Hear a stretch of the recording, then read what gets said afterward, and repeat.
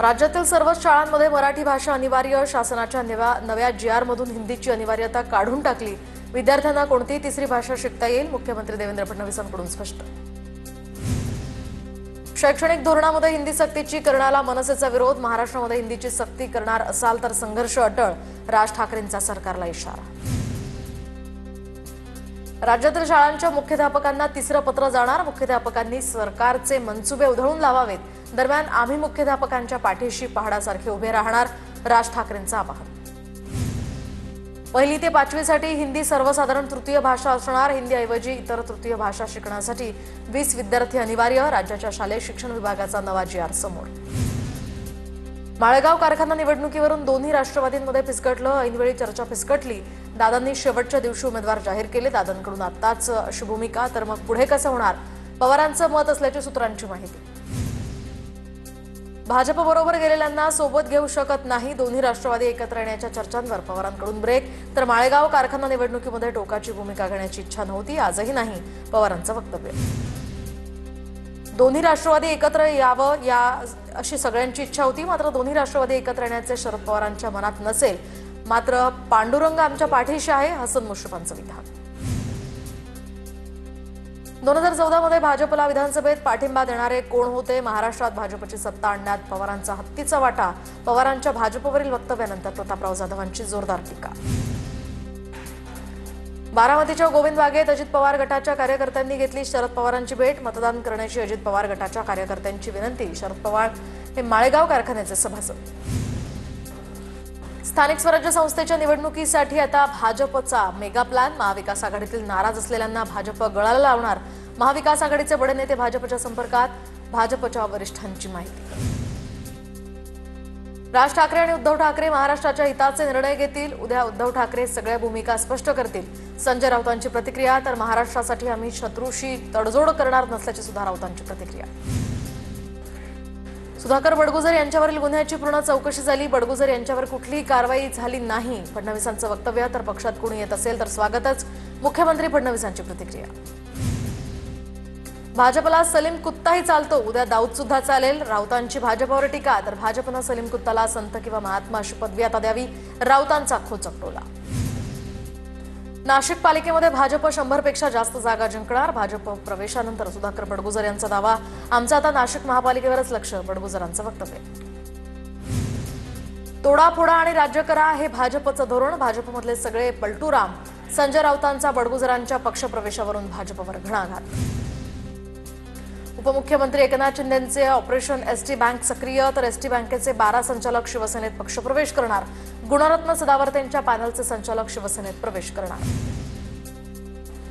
पूर्व विदर्भातील शिवसेनेच्या नियुक्त्यांना अखेर स्थगिती. संपर्क प्रमुख दीपक सावंत नवीन नियुक्त्यांसंदर्भात निर्णय घेणार. नरेंद्र बोंडेकरांनी विश्वासात न घेता नेमणुका केल्याची तक्रार. तर जुन्यांना डावलून नव्यांना संधी देणं योग्य नाही. श्रीकांत शिंदेंचं वक्तव्य. अमरावती जिल्हा बँक अध्यक्षपदावरून अपात्र प्रकरणी बच्चू कडूंची मुंबई उच्च न्यायालयाच्या नागपूर खंडपीठात धाव. कडूंच्या अपात्रतेवर उद्या न्यायालयात सुनावणी. बच्चू कडू यांना दिलासा मिळणार का याकडे आता सर्वांचं लक्ष. यवतमाळमधील काँग्रेसच्या आढावा बैठकीत प्रतिभा धानोरकर चांगल्याच संतापल्या. निवडणुकीच्या आधी पक्षात गटबाजी करणाऱ्यांना या ठिकाणी धानोरकरांकडून त्यांचा समाचार. निवडणुकीच्या वेळी पक्षाविरोधात काम करणाऱ्यांना पदमुक्त करणार असल्याचा इशारा. मुंबईतील मिठी नदी गाळ उपसा घोटाळ्यामध्ये बनावट लॉकशीटचा आर्थिक गुन्हे शाखेकडून पर्दाफाश. बनावट लॉकशीटचा वापर करून बनावट बिलं तयार केल्याची सुद्धा माहिती. मुख्यमंत्री देवेंद्र फडणवीस यांच्या हस्ते समूह शिल्प संत सृष्टीचं उद्घाटन. तर वडमुखवाडी थोरल्या पादुका. आळंदी रोड या ठिकाणी संत ज्ञानेश्वर महाराज आणि संत नामदेव महाराज भेटीचे साकारलं शिल्प. उपमुख्यमंत्री अजित पवारांकडून देहूतील भंडारा डोंगरावर मंदिराची पाहणी. तर पगडी विणा यासह चिपळ्या देऊन समितीकडून दादांचा सत्कार. पैठणमध्ये संत एकनाथ महाराज पालखी प्रस्थान सोहळा सुरू. हजारो वारकरी नाथ महाराज पालखी सोहळ्यात सहभागी होणार.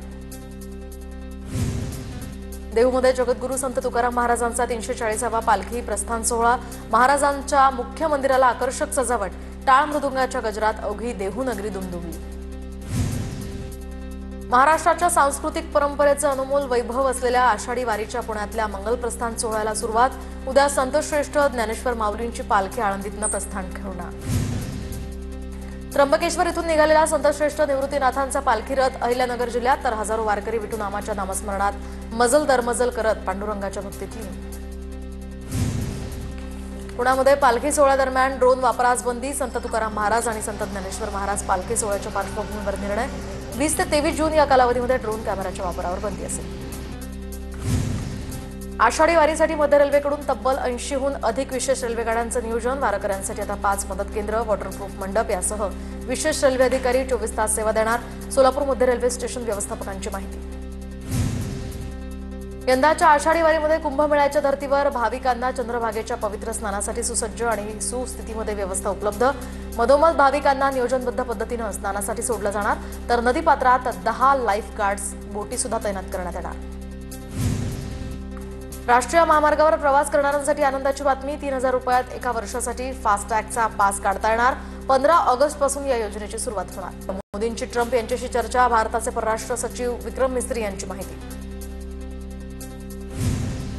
पाकिस्तानच्या जकोकाबादमध्ये जाफर एक्सप्रेसमध्ये स्फोटाच्या घटनेनंतर जाफर एक्सप्रेसचे 4 डबे रुळावरून घसरले. पेशावरवरून क्वेटाला जाणाऱ्या या जाफर एक्सप्रेसमध्ये स्फोट झाल्याची माहिती. चिपळूणच्या परशुराम घाटातील संरक्षक भिंत पुन्हा कोसळली. परशुराम घाटाखाली असणाऱ्या पेढे गावाला याचा धोका. तर मुंबई गोवा महामार्गावरील परशुराम घाटात संरक्षक भिंत कोसळली.